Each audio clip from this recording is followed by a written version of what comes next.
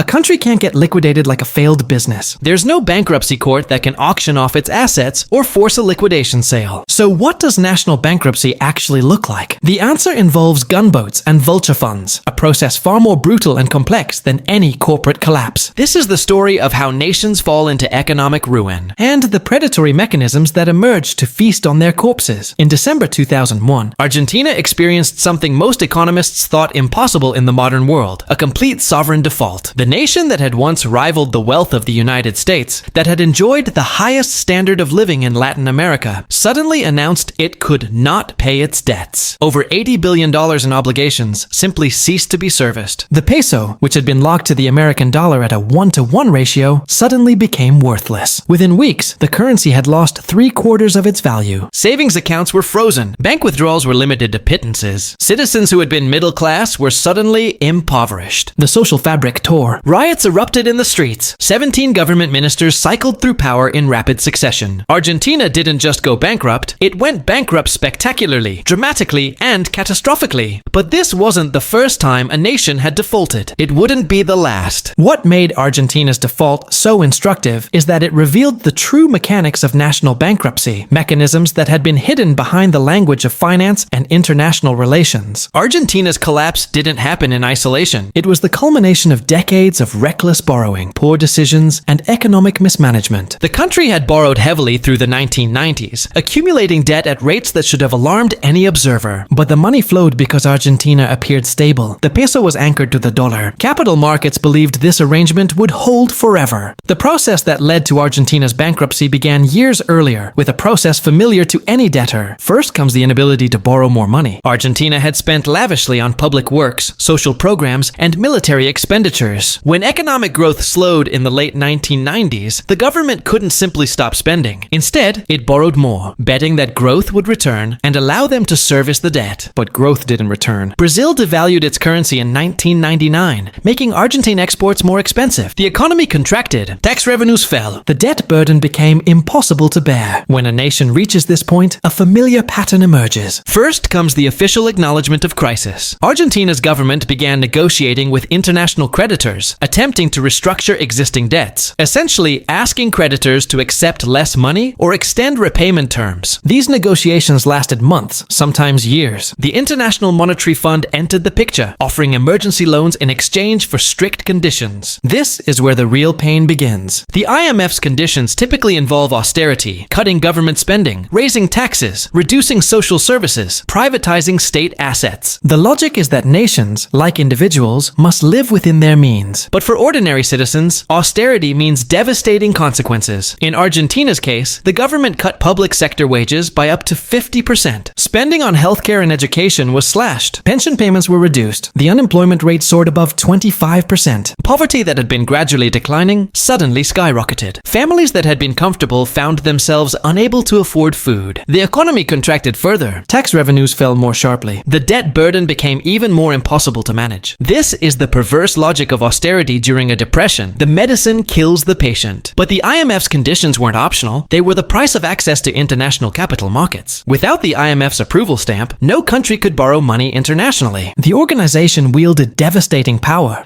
to determine which nations could refinance their debts and which would face catastrophe. By late 2001, it became clear that Argentina's situation was terminal. The government had borrowed far too much, the economy had contracted far too severely, and austerity had failed to stabilize anything. In December, Argentina announced the largest sovereign default in world history at that time. The government froze bank accounts to prevent capital flight. It essentially said to foreign creditors, "We cannot pay you. We have no money. Our citizens have no money. There is nothing we can do." The peso was allowed to float freely, immediately losing 75% of its value against the dollar. Argentines watched their life savings become nearly worthless. What happened next illustrates the true predatory mechanics of national default. As Argentina's debt became worthless, trading for pennies on the dollar, a new species of investor emerged: the vulture funds. These are hedge funds and investment firms that specialize in buying the debt of troubled nations at massive discounts, then pursuing aggressive legal strategies to recover full payment. They calculate that some creditors will eventually pay, either through political pressure or through rare legal victories. A vulture fund might purchase $100 million of Argentine debt for just $5 million.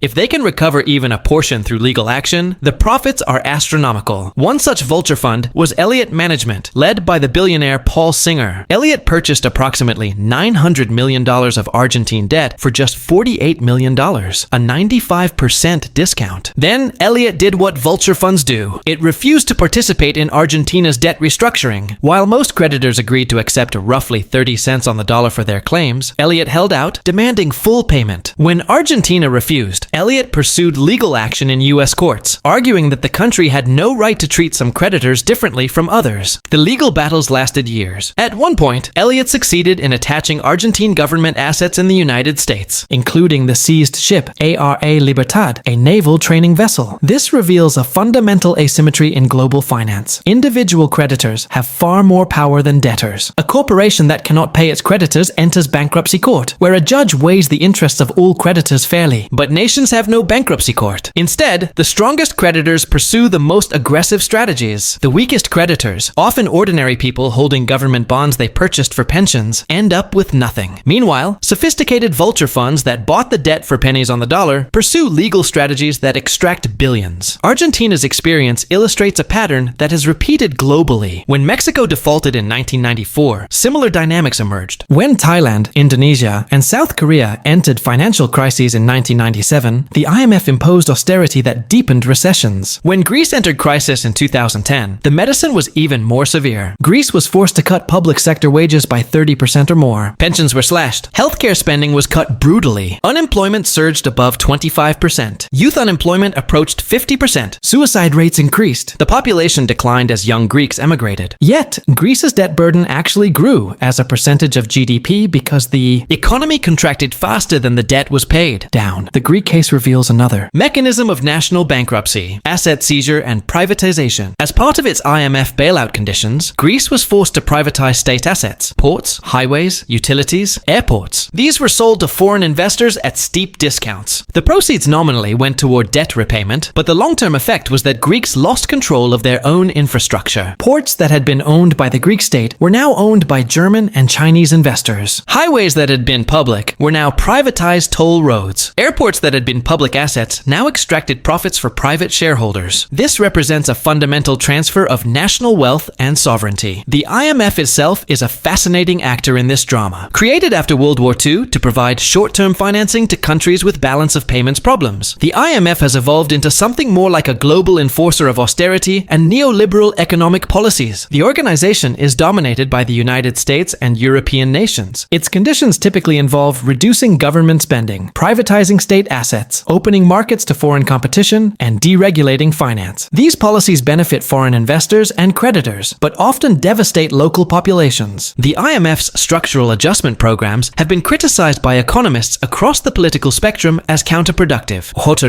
or korristentelbøren, especially during recessions when cutting government spending deepens downturns rather than resolving them. Yet the story of national default isn't purely one of victors and vanquished. Argentina's experience shows that nations can resist by defaulting completely, suspending all payments, and negotiating from a position of "we have nothing," which is literally true. Argentina forced creditors to accept reality. The vast majority of creditors eventually accepted the restructuring at 30 cents on the dollar. It was better than total loss. The vulture funds pursued legal action for years, but ultimately had limited leverage against a nation that simply refused to pay and had no assets to seize. Argentina recovered, its economy returned to growth, and life eventually normalized. The lesson: sometimes national bankruptcy isn't a disaster. Sometimes it's the only honest accounting of a situation where debts are simply unpayable and must be forgiven or drastically reduced. The story of national bankruptcy reveals truths about global finance that are usually obscured. The system is not fair or balanced. Powerful creditors and sophisticated investors have enormous advantages over debtor nations and ordinary citizens. The IMF's conditions often make situations worse, not better, by imposing austerity during recessions. Vulture funds profit from suffering, but the system also has limits. Nations cannot be destroyed by debt alone. They have inherent value: land, resources, people, infrastructure. That value eventually reasserts itself. Nations that default, endure the pain, and wait for recovery can eventually rebuild. The ultimate truth: in the contest between nations and financial markets, nations have advantages the market cannot overcome. A nation that simply refuses to pay, has power that sophisticated investors cannot match. The ledgers and calculations of finance ultimately rest on the bedrock of human societies and their productive capacity. When those are broken by austerity, the whole system becomes unsustainable. That's when default becomes not just possible, but inevitable.